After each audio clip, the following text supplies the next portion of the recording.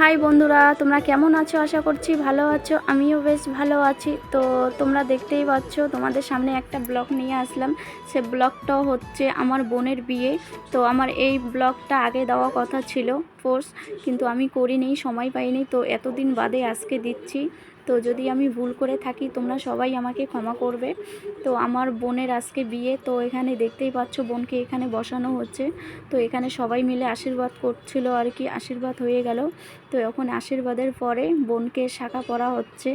তো এখানে দেখতেই পাচ্ছ সবাই মিলে এখানে বসছে।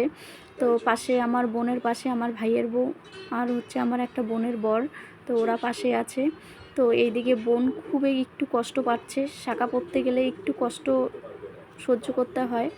আর বোনের একদমই মন মেজাজটা ভালো না। কেন ভালো না সেটা তোমরা সব দিদি ভাইরা জানে, যে এতদিন বাবার বাড়িতে থাকাটা যে কত আনন্দ, আর শ্বশুর বাড়িতে যাওয়াটাও ওইটাও আনন্দ, কিন্তু তাও একটু কষ্ট হয়। একটু কষ্টটাকে একটু শুধরাই নিতে হয়। বাবার বাড়ির একরকম, শ্বশুর বাড়িতে আর এক রকম।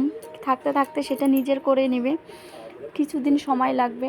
তো এইদিকে বোন আমার কাঁদতেছিল, আমারও খুব কষ্ট হচ্ছিল যে এতদিন থেকে বোন ছিল, সাথে ছিল, তো আজকে বোন চলে যাবে, একটুকুও ভালো লাগছিল না আর কি।